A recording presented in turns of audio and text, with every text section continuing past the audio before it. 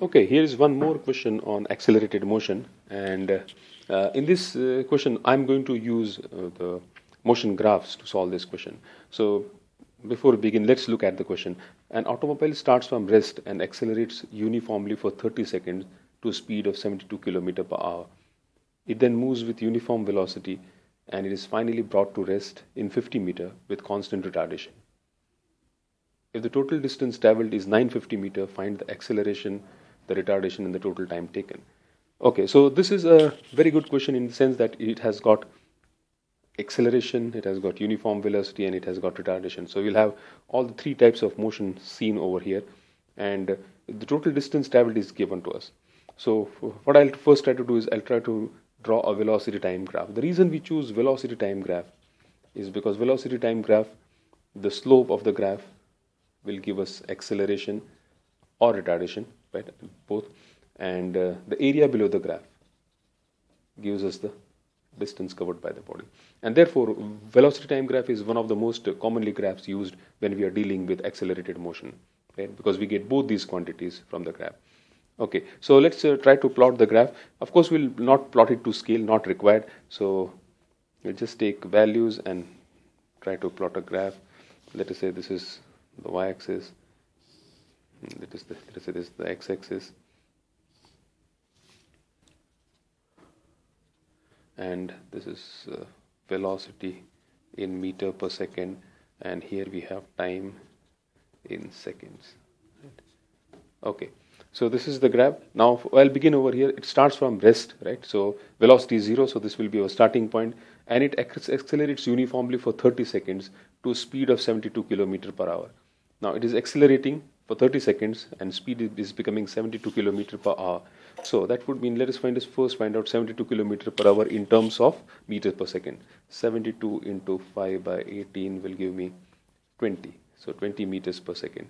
So let us say this is 10, let us say this is 20, and let us say this is 10 seconds, 20, 30, 40, 50, 60, 70, and let's say 80 seconds, right? I've taken these randomly, right? So in 30 seconds, it accelerates and becomes 20 meters per second. Since it is acceleration, it will be a straight line, straight graph going up. So I'll just draw a horizontal line to get the points. 30 seconds is over here, so just this point. So the graph will be this one. I'll use some other color so the graph is very clearly, distinctly seen. So this is accelerated motion, straight line going up. You know that in a velocity time graph, straight line going up signifies or shows uniform acceleration, right? What happens if then it then moves with uniform velocity, right? Now here uniform velocity is told, but we are not told for how much distance or how much time does it move. So we will make an estimate, or rather we'll just draw a straight horizontal line over here, right? I'll draw, and I'll not worry too much about the length of this particular, right? I'll not worry. In fact, I don't need these particular times. I don't know what these times are because I have not been given any particular time. So I'll just draw this graph, and I'll assume that this goes on for, let us say, t1 seconds, right? So it continues to move for t1 seconds. So this is time t1 seconds with uniform velocity. Uniform velocity is constant, so a horizontal line. This is velocity. Horizontal line will signify uniform velocity. And it is finally brought to rest in 50 meters with constant retardation. Now it retards constantly. Let me once again remove these points, so these markings over here, so that they don't lead to any confusion, right? In fact, they were not required over there. Anyway, so from here it retards continuously and covers a distance of 50 meters, and its velocity becomes 0. So I'll just draw a line going down. I know its velocity is becoming 0, so it is retarding. I don't know how much time this is taking, so this I'll say this time, this particular time is, say, t2, right? So this is t2. The only data I have is that the distance covered during retardation is 50 meters, right? So I'll just mention it over here. S during retardation is equal to 50 meters. Okay, just for sake of understanding, let us give them names A, B, C, D, and let us say E. Okay. Now, the first question is, if the total distance traveled is 950 meters, find the acceleration. I want to find out the acceleration. So acceleration can be found out with the help of slope. As we know, slope gives acceleration. So slope of the graph. So the first question, slope is equal to, of this graph is opposite side upon hypotenuse. Now EE, that is AE, opposite side upon adjacent side, so OE. Now what is AE? AE is 20 meters per second. So 20, and what is OE? 30. So this will give me 2 by 3 meter per second square. So the acceleration during this journey, OA journey, is 2 by 3 meters per second. Right? Okay. Now we want to calculate retardation. For retardation, again, I can do the same thing, that I can take the opposite side upon the adjacent side. But I do not know the value of the adjacent side. For example, if I want to find out the retardation, again, I will find out slope. Slope is opposite side, right? That is BD upon DC. PD is known, it's 20. PD is 20, that is known. But I don't have an idea of TC, which is T2. So I need to find out T2. Okay, so that is not known. But one thing I know about this particular part of the journey is that the distance covered during this journey is from BC. The distance covered in journey BC is 50 meters.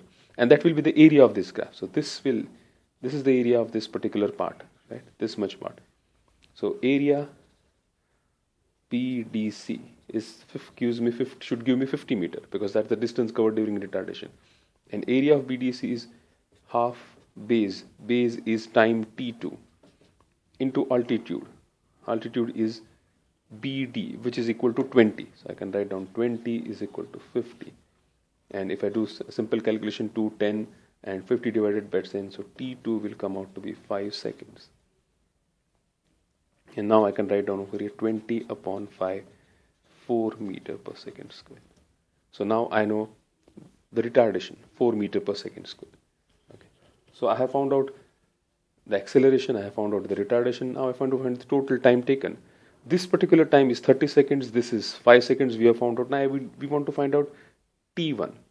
Now we know that the total distance covered is 950 meter. That means the area of this entire graph, the area below this entire graph, OA, B, C, D, E, should be 950 meter. So let us take that as 950 meters. So it will break it up into two parts. Triangle OAE plus rectangle ABDE plus triangle BDC is equal to 950. Right? The area below this entire graph would be 950, because that is the total distance covered. So now OAE will be half. Base is 30 seconds, altitude is 20, plus ABD is a rectangle, this rectangle, that would be length into breadth. The length is T1 and breadth is A, which is again 20, plus triangle BDC. Triangle BDC, we already know it's 50 meter, it's already given, or we could have written half T2 into 20, that would again give us 50 meter, but we already know it, so I'll write down 50 is equal to 950. This will give me 2 tens, so 300 plus 20 T1 plus 50 is equal to 950. And this will give me 2 T1 is equal to 20 T1 rather is equal to 950 minus 900. 900 minus 300 would be 600, and therefore I will get T1 is equal to 30 seconds. So this is 30 seconds, OE 30 seconds, the total time. Now I'm finding the total time.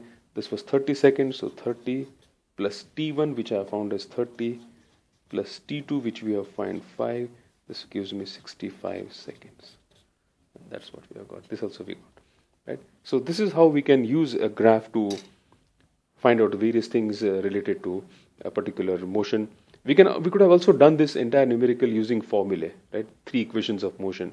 But sometimes it's easier to use a graph, because you can get directly values of area below graphs, and that makes the calculation slightly simpler. But certainly it is possible to solve this entire question using equations of motions, and I would recommend that you try that out using equations of motion. I hope this has helped you understand how we can use graphs to look at questions related to accelerated motion right? And you should be able to solve any questions using these particular graphs. The most important thing that you need to remember while you're looking at graphs is this. Slope gives acceleration, area gives distance, of course, for V2 graphs only. Thank you.